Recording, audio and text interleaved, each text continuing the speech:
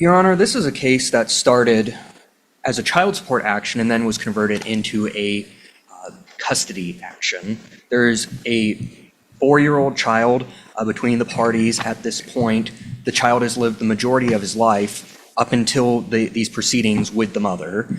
Father had limited contact for quite some time, but upon seeking child support, he sought time with his child. Ms. Hewitt represented herself for quite some time in these proceedings, and importantly, there were orders that came down regarding visitation and what that looked like and what that would be. Importantly, the court considered and granted some unsupervised visitation right before Christmas, where the father would have, I believe it was on weekends, from 8 a.m. to 6 p.m. on Saturdays to come see the child at the mother's home. Subsequently, there was a motion filed on January the 21st of this year that was set for hearing on the 29th, a week and a day later, that effectively asked for the court to flip this custodial schedule at that point, citing some issues and some things that the father had concerns regarding. At that time, notice was mailed to my client, but she never physically received that notice. She had been here for every single other hearing that had occurred except for the one where she did not get the notice in time. And with not having the notice and without being here, the court entered the order where the father had the majority of the time with this child and put some onerous terms on the mother, including making her responsible for transportation and some other costs that father knew that she could not afford. Mother currently does not have reliable transportation, and the criminal contempt that we're seeing is related to that and some of the transportation issues that came from this order where mother was not noticed and did not know to participate. At this time, the child has not had much time at all with the mother since that order came down. I believe there were maybe 2 or 3 visits since January that the mother has had because of this transportation issue. The father lives over 2 hours away in Kentucky with this and has taken this child and has in no way facilitated any of that contact. Instead, when mother asks and tries to communicate that she has difficulty transporting and moving this child, he shows up with the police and files this criminal contempt. We will say that this child is at substantial risk of harm, that he has been completely severed from his connection with his mother, that he was raised primarily by his mother up until January of this year when this court changed course, and that he is not having the stability in the placement that he needs, that he's been removed from the home that he's known, the family that he's known, including his sisters and other siblings, that he has not been getting the therapy and the other resources that he was getting through the Dixon County school system in Kentucky, and that we are seriously concerned about where this is going and what is happening to this child with this change in custody. And again, we're just seeking to go back to the status quo and then reassess and see what we need to do moving forward, because we're not denying and saying that he can never have time with this child. We're just saying that this change is too much and too fast for this child that does have some developmental delays and does have some other issues. Ultimately, father set mother up for failure unilaterally at that hearing on January the 29th, and now, in addition to the motion for criminal contempt, they filed a motion for a parenting plan, where if you read their proposed parenting plan, it gives father 365 days with this child and mother 0. They are trying to control the situation and take this child away from the mother.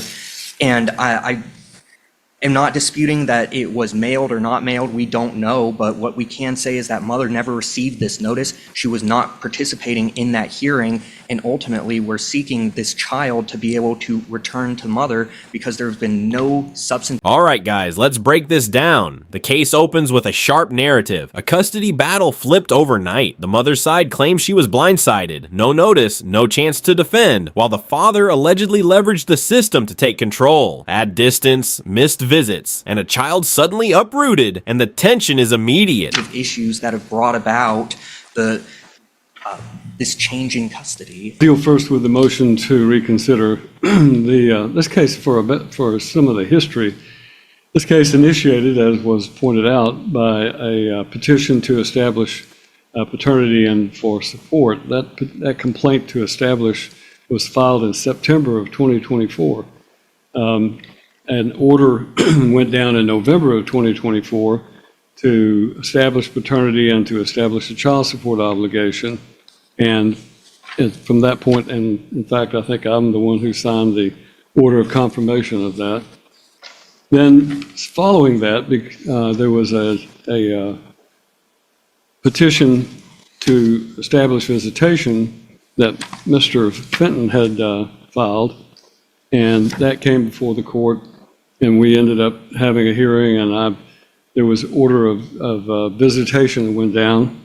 During the hearings, both in that and the parenting time of Christmas of 2024, Ms. Hewitt appeared pro se and testified about the extensive medical conditions that this child suffered from and how this child had heart issues and other major health issues that she was addressing, and that was her opposition to having overnight visitation with Mr. Fenton. That I found that at the December 18th, 2024 hearing, the mother testified that she had objected to unsupervised visitation due to the minor child's various medical conditions and treatments. However, the proof overwhelmingly at that hearing in January established the fact that the mother was either untruthful or ill-informed, both of which are unacceptable for a primary parent. The mother also testified that she had been managing and fulfilling the minor child's medical care and developmental needs. However, the proof was overwhelming that the mother had failed to meet the child's needs. Court finds that the mother delayed the child's access to services from Tennessee Early Intervention Services for about a year. Furthermore, the child missed 2 consecutive months of developmental therapy by April 12, 2022, due to the mother's failure to cooperate with the therapist. The mother also delayed the child's access to physical therapy and failed to have the child evaluated by a speech therapist and ophthalmologist as prescribed in the child's PCP, which is primary care provider Carol Moore. I found that the child requires evaluations and follow-ups for autism, speech, ophthalmology, as well as a well baby checkup and a 2-year follow-up with a cardiologist.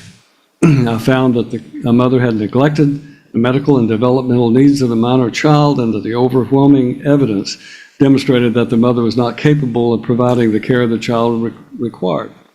The father had actively sought to arrange for the child to receive necessary medical evaluations and treatments, and he has demonstrated both a willingness and ability to meet the child's needs.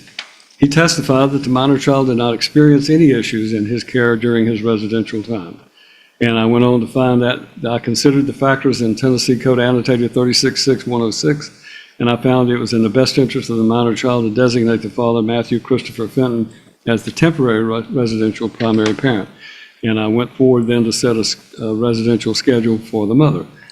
That is the order that I entered. That is the order that, in my opinion, should be upheld, and I am I'm not going to grant the motion to reconsider because, in my opinion, proper notice was given, and there was a factual basis for the rule. The judge dismantles the sympathy angle fast. He walks through the history and flips the narrative, pointing to missed therapies, delayed care, and serious medical neglect. What sounded like a procedural mishap now looks like a pattern of failure, and the court firmly backs the father as the more reliable parent. Things that I made at that time.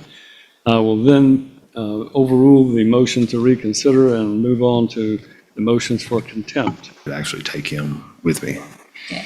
So the first 90 days, you were to have supervised visitation at Miss Hewitt's home. Is that what you stated? Yes. And and what time from what time was that? From 12 to 9. 12 to 9. So you had a hearing August 30 of 2024. So when was your first supposed visitation? The following day, it would have been August 31st. August 31st of 2024, is that Yes, correct? yes, ma'am, correct. Okay.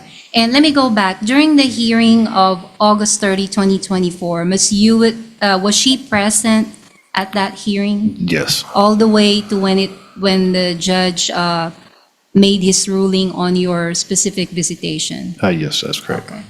All right. And then so the first day that you visited, August 31, 2024, were you able to see your son that day? Yes, for a short period of time, about an hour and 20 minutes. And Miss Hewitt had told me to leave, that I would not be coming around there every other weekend. And so I left. Okay. And so your time was cut short. So if you had from 12 to 9 p.m., so that would be 8 hours, correct? Yeah, well, no, 9. 9 hours? Oh. I'm not good with math. I think it's 8 hours. Oh. And so then so did you say that you only visited about an hour and a half that day? Yes, it was Okay. about an hour and 20 minutes or an hour and a half. Okay. And I was asked to leave.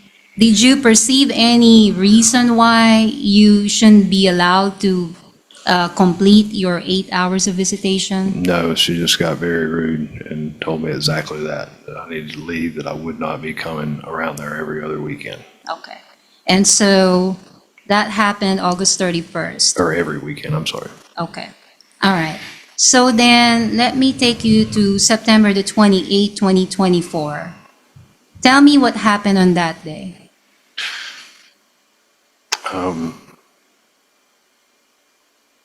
See, August What was 31st. the date again? I'm sorry. Was that, September 28th, 2024. Did you send her, did you let her know that you were going to arrive? yeah, I let To her her know I was home? going to arrive, and she had messaged me and said that it was her stepmother Connie's birthday, and that she was be going to her father's for that, and wanted me to reschedule my visitation for the following weekend.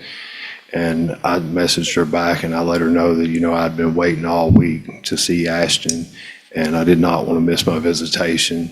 And she brought up child support, and had I sent it yet? And I just let her know that I was be on the way. And she messaged me back and said that she would call her father if I sent the child support, and see if he could come later in the day to get them, and postpone the party till later that evening. And I told her that would be okay. And then she messaged me again about child support, and I didn't respond. I just let her know that I was heading that direction. And right before I got there, she had sent me a message that she had left, or maybe when I got there, I can't really, it's been so long ago. I might have pulled up. I think it was 12:04. I pulled up, and I messaged and said, "I'm here. Are you at your house?" And she messaged back and said that she had already went to her father's house, and they would not be back until later that day. I think it was 8 o'clock, and that I couldn't have visitation. And so on that day, September the 28th, 2024, was that a Saturday? I believe so. So that was an appointed day for you to have your visitation, is that right? Yes, ma'am. And you did not have the visitation? Is That's that correct. Participants in that text messaging? Me and Ms. Hewitt. Okay. And you did say October 26th is the date on that text message? Yes, it says Saturday, October 26th at 12:14. Okay. Is that another day where, is it your appointed day to Yes, that's exercise correct. your residential time? Okay. And so read that text message for us. She said, I text her and I said, "I'm at your house for visitation with Ashton. Are you at home?" She said, "No, we're at Daddy's for his birthday this time." And then I replied, "Today is visitation, so are you coming back?" She replied, "Well, you change up Saturday and Sunday whenever you want." And I text you about his birthday and got no response. That was completely false. She had never texted Just me. go ahead and read. And then I've replied, "You must have texted the wrong number. I've alternated every other week like the judge ordered." And then it said, I replied to this. I said, "We went to court on 8/30/2024. Visitation started the next day, which was Saturday." Then she replied, "Connie's cooking and got him a big cake." Is that the end of it? Well, no, it keeps going. I just got to flip a page. It didn't show it all. But she had replied, "Connie's cooking and got him a big cake for Paw and giving gifts.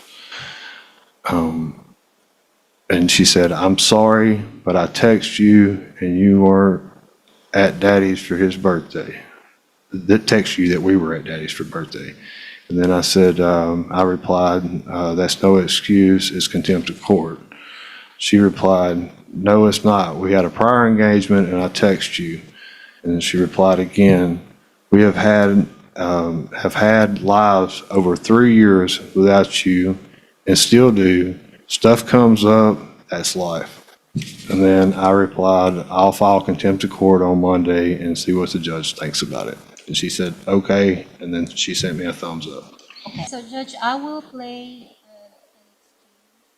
Now the father steps in, detailing a string of blocked visitations, shortened time, last-minute cancellations, odds and excuses tied to birthdays and child support. The pattern he paints is clear. Access denied repeatedly. The receipts, texts, and timelines start building a case that feels less like confusion and more like control. Is it an audio recording? A video recording. Video.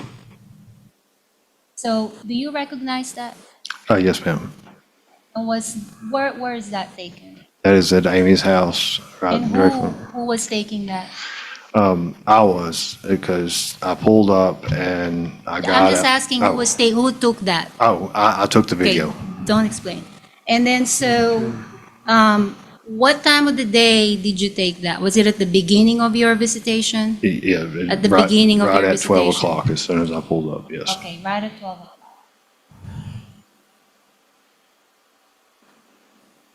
Your fiance that runs her mouth about my goddamn daughter and shit. No.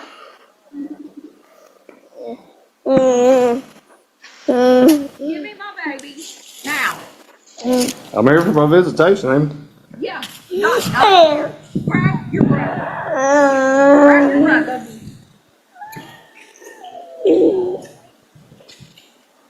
He's all right. No, he's not. Give me my son. All right. So I need to just leave then? Is that what you're telling If you me? don't want it to have visitation like you're I'm supposed to, visitation in your house, right in front of it. that's not my fucking house. This is your house right here. That's not your truck. My truck is in front of your house. It's not my house. All right, we'll take that. Explain what was happening in that situation there. I pulled up and knocked on the door for visitation at 12 o'clock. Miss Hewitt was in the back room. When you walk in her house, you go to the living room and then there's a hallway, and she was in the very back room in her bedroom. I'm assuming because she had walked out that way. But her daughter had answered the door, Sophie, Ashton's sister, and it was a nice day, we always went outside to play in the yard, or I would take him to the park that's just walking distance down the road. I had been teaching him to climb those stairs because he has physical developmental delays, is what they called it at that time, but he was just kind of learning to walk at 3 years old. His feet turned in really bad. He didn't have a lot of muscle strength, so every time I would teach him to climb those stairs, there's 10 all the way to the top. We'd count as we go up, and then he really enjoyed getting in my truck, and he would play with the buttons, and he liked the horn, and so that was a normal routine. When I got him, he'd be waiting at the door, grabbing his shoes, ready for me to put him on and take him outside. And Miss Hewitt had just come out of the back room, and by the time I made it to the top of the steps, made it to the truck door and opened it, she came out irate, and she had said a few things before, and I just grabbed my phone and started recording at that time. Is it true that you exercise your visitation in your truck? I mean, it was never a problem for him to go, but no, I did not exercise the visitation in my truck. Typically, it was in her house, especially if it was a rainy day or if it was sunshine, we would go outside to play. There's not a whole lot of area to play there, but about 500 feet down the road, there is a little park area. And most of the time, it would be me and Sophie would take him down to the park. Okay. Or Asia might have been there at that time as well. My fiance, and who was she directing to grab her child? that was Sophia that was up there, ran past. I was holding Ashton in my arms. And then who grabbed or who took Ashton from your arms? Miss Hewitt came up Okay. and took him out of my arms. Okay. And so after that encounter, were you able to have visitation that? The video evidence hits, and it's messy. A doorstep confrontation, tension spilling over, and a child caught in the middle. The father claims routine interaction. The mother reacts with force. It's chaotic, emotional, and revealing. Both sides look flawed, but the instability becomes impossible to ignore. No. So you just left? Yes, ma'am. I just have a few questions about some of these incidents that you mentioned and some of the things that happened. You mentioned this alleged incident that happened on August 31st where you showed up, you saw your child for a short time, and then Miss Hewitt told you to leave. Is that right? Yes. But you don't have any proof of that beyond your testimony here today, do you? No, sir. And you were allowed to see this child, and you did see that child on that day. For an hour and 20 minutes. That's correct. And on September the 28th, we see the messages in the back and forth. She had messaged you previously to try to reschedule that, and you just didn't reply to her. Isn't that correct? No, that's not correct. I did reply. Okay. But she had discussed rescheduling that date with you, and you just weren't having it. I had to leave out of town the next day, so I could not reschedule for my job. But that visit, you were later able to make that up and have that time with your son. No, sir. Your testimony here today is that you never were able to make up the September 28th visit. You never offered you other time outside of what you were court ordered to let you make up that time. Yes, she wanted me to come the following weekend, but like you stated earlier, it's 2 to 2.5 hours from my house, so you're talking a 5-hour round trip. I work. So she offered you an alternative and you said no. Yeah.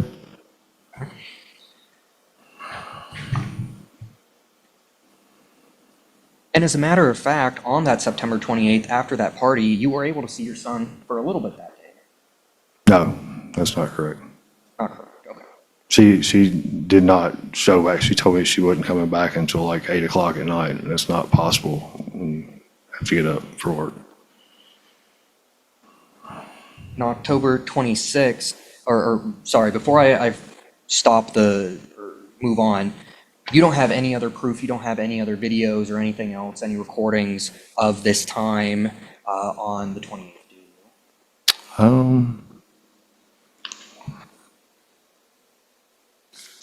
You don't have them here today. No, I don't have them submitted as evidence. That's correct. Let's move on to October 26th. Again, there were messages between the two of you, and she attempted to reschedule that, and you didn't text her back. She never texted me, period. It states that in the messages that I never received any message from Miss Hewitt. So your testimony is that you never received any message at all regarding trying to reschedule or trying to have just a different date on the calendar? I never received anything from Miss Hewitt on that date trying to reschedule. That's correct. And it was also, you were also able to make up that visit and have time with the child later after that, weren't you? No, that's not correct. Let's move to this visit that occurred on November the 3rd. We saw the video. You were still under supervision at that time with your son, weren't you? Yes. Okay. And your testimony was that you took this child out of the home to your truck Yeah, we climbed the stairs up. without telling the mom. Miss Hewitt never really engaged. She was always in her bedroom in her bed, every visit.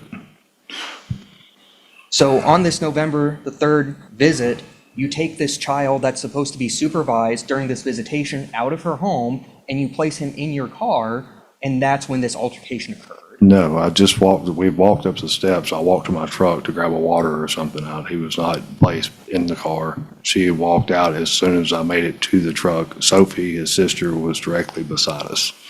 Is she an adequate person to supervise these visits? She was the only one that was there for most of the visits. Like I said, Miss Hewitt was always in her bed in the back bedroom.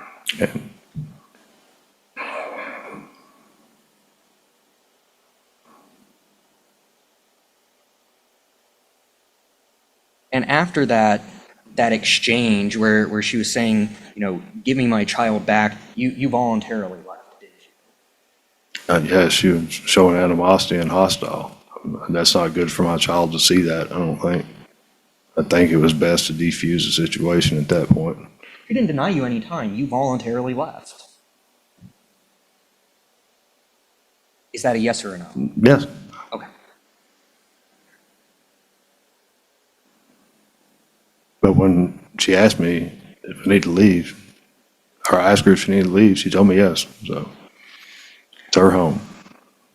Cross-examination turns the heat up. The father's claims get tested, missing proof, rejected reschedules, and decisions that don't always favor cooperation. But the mother doesn't come out clean either. Contradictions stack up. And what should be simple scheduling disputes now look like ongoing power plays.